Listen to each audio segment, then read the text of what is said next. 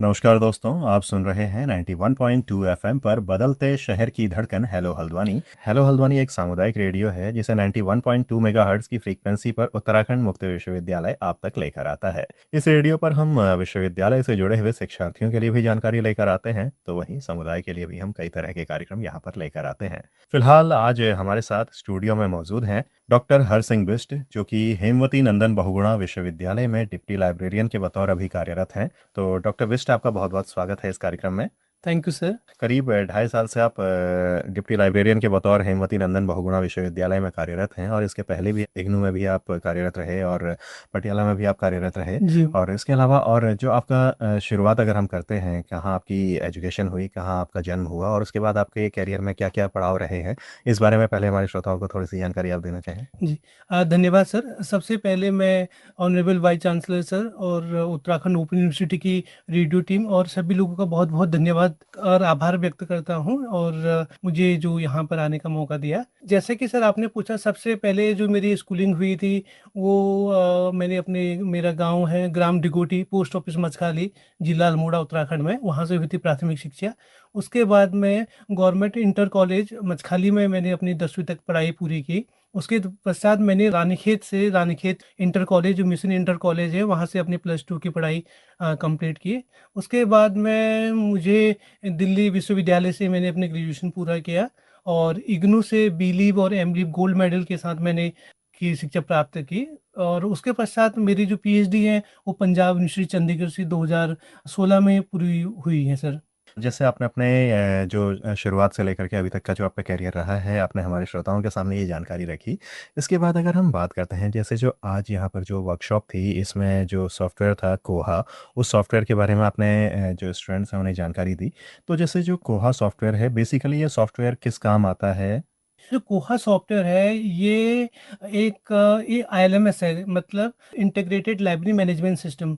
जितने भी लाइब्रेरी के जो हाउस कीपिंग ऑपरेशंस होते हैं, एक्विजिशन है, आपके कैटलॉगिंग है, टेक्निकल प्रोसेसिंग है, आपका सर्कुलेशन है, तो ये सारे जो भी ऑपरेशंस हैं इनको ऑटोमेटिक तरीके से करने में हेल्प करता है लाइब्रेरी का। पहले काम मैनुअली होता था, तो ये जो आईएलएमएस है, जैसे कोहा है और बहुत सारे ऐसे आईएलएमएस है जिनकी हेल्प से हम लोग लाइब्रेरी को स्वचालित कर सकते हैं इससे।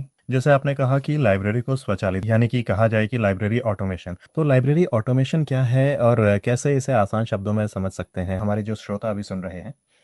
सर लाइब्रेरी ऑटोमेशन जो है उसमें ये होता है, जो भी कार्य पहले हम मैनुअल तरीके से करते थे, तो ये ऑटोमेशन में वो सारे कार्य हम लोग, जो सॉफ्टवेयर हमारे पास लाइब्रेरी मैनेजमेंट सॉफ्टवेयर होते हैं उनकी हेल्प से करते हैं, और जिनसे हम बहुत प्रकार की जो रिपोर्टें हैं वो इजीली जनरेट कर सकते हैं विथ लीस्ट एफर्ट, कम समय में। डॉक्टर हरसिंह बिष्ट जी, जैसे कोहा सॉफ्टवेयर के बारे में आपने आज जानकारी दी स्टूडेंट्स को, शिक्षार्थियों को, तो क्या इसके अलावा भी और कोई सॉफ्टवेयर्स हैं जिनके ज़रिए लाइब्रेरी ऑटोमेशन का काम किया जाता है? जी, तो सबसे पहले हमें इसके प्रकार देखने पड़ेंगे कि बहुत सारे प्रकार के होते हैं। जैसे कोहा है, कोहा एक ओपन सोर्स सॉफ्टवेयर है, और ऐसे ही बहुत सारे कॉमर्शियल सॉफ्टवेयर होते हैं। ऐसे ही हमारे पास एक सॉफ्टवेयर इंट्रीनेट का है जिसको बोलते हैं सॉफ्टवेयर फॉर यूनिवर्सिटी लाइब्रेरीज, और एक एनआईसी का है ई ग्रंथालय।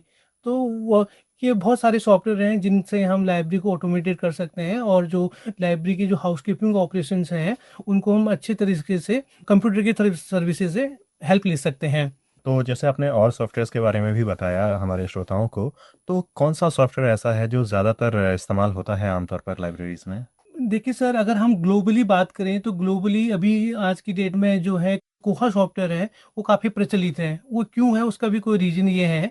1999 में जो कतिपय कम्युनिकेशन लिमिटेड न्यूजीलैंड से थे, वहाँ से इसकी शुरुआत हुई थी, और उसके बाद धीरे धीरे धीरे करके ये विस्तृत होता गया। और सबसे बड़ी बात क्या है कि इसका एक सोर्स कोड है।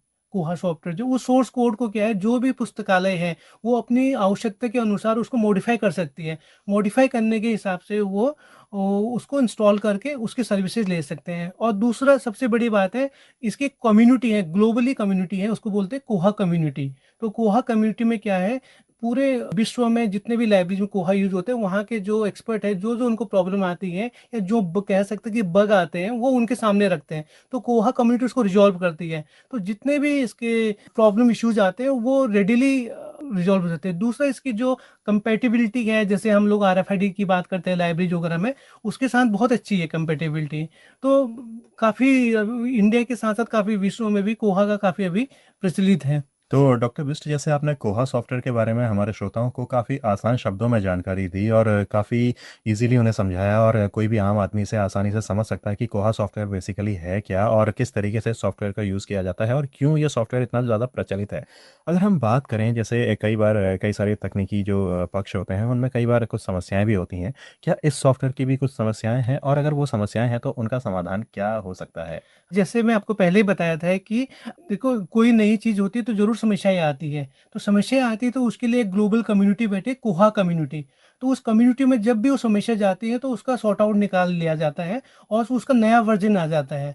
तो जैसे अभी हम कहें, जब से 1999 से कोहा शुरू हुआ था, आज की डेट में इसका जो 25.11 वर्ज़न आ गया है, वो और जो इसका जो एलटीएस वर्ज़न है, जो लॉन्ग टर्म सपोर्ट है, वो 24.11 वर्ज़न है।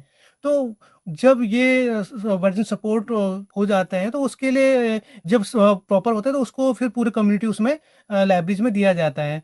तो कहीं न कहीं जो है कम्युनिटी है, जो भी बग या जो प्रॉब्लम समस्याएँ आती है लाइब्रेरी द्वारा की होती है, तो वो तुरंत उनका समाधान कर लिया जाता है और नए वर्ज़न के साथ में नया रूप में सॉफ्टवेयर फिर आता है सर। जी। तो डॉक्टर बिस्ट, काफ़ी सारी बातें आपसे रही हैं आज लाइब्रेरी ऑटोमेशन के बारे में और ख़ास तौर पर कोहा सॉफ्टवेयर के बारे में।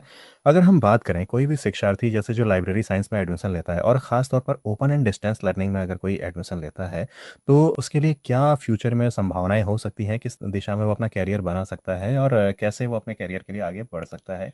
बिल्कुल, कोई अगर डिस्टेंस से अगर कोई भी कोर्स प्रोग्राम कर रहा है लाइफ साइंस का, अगर मैं अपना एग्जांपल दूँ, तो मैं भी इग्नू से ही बिलीव और एमलीव किया था और मुझे गोल्ड मेडल भी मिला था उसमें। तो मैंने भी डिस्टेंस से शुरू किया। तो कहीं न कहीं आपको देखो, एक्सेसिबिलिटी ऑफ कंटेंट होना चाहिए, आपको हार्ड वर्क होना चाहिए, डेडिकेशन होना चाहिए, राइट पाथ होना चाहिए। ये सारी चीज़ें अगर आप करोगे साइमल्टेनियसली, तो हर चीज़ संभव है। मैंने इग्नू से डिस्टेंस कोर्सेज़ करने के बाद में आज तक मैंने 4 सरकारी नौकरियाँ प्राप्त की है, जिसमें एक तो मैंने इग्नू में 2009 में प्राप्त की थी, केंद्रीय विद्यालय संगठन में एज ए लाइब्रेरियन मेरी नियुक्ति हुई थी। देन उसके बाद में अभी रिसेंटली मैंने हेमवती नंदन बहुगुणा गढ़वाल सेंट्रल यूनिवर्सिटी में as a deputy librarian join किया था। और अगर आप मेहनत करेंगे तो हर चीज़ें पॉसिबल होती हैं और काफ़ी अच्छा स्कोप भी है लाइब्रेरी साइंस में। इसमें स्कूलों के लिए आप स्कूल में लाइब्रेरियन बन सकते हैं, आप कॉलेजेस में लाइब्रेरियन बन सकते हैं, यूनिवर्सिटीज़ में आपके पास डिपार्टमेंट भी होते हैं जहाँ आप टीचिंग लाइन में भी जा सकते हैं, और उसके अलावा आप लाइब्रेरी में भी as a assistant librarian, deputy librarian कर सकते हैं। तो काफ़ी ज़्यादा संभावनाएँ हैं इस कोर्स में। तो डॉक्टर बिस्ट, आपने हमसे और हमारे श्रोताओं से ये सारी जानकारी साझा की, कोहा सॉफ्टवेयर के बारे में, लाइब्रेरी ऑटोमेशन के बारे में, और साथ ही ये भी कि कोई स्टूडेंट अगर लाइब्रेरी साइंस का पाठ्यक्रम ले रहा है तो उसके लिए क्या भविष्य के लिए संभावनाएं हो सकती हैं। इन सारी जानकारियों के लिए आपका बहुत बहुत धन्यवाद। लेकिन चलने से पहले एक बार फिर से मैं आपका स्वागत करूंगा कि अगर आपको लगता हो कि इस बातचीत के दौरान में कोई और ख़ास बात जो आनी चाहिए थी और वो इस कार्यक्रम में ना आ पाई हो, इस बातचीत में ना आ पाई हो।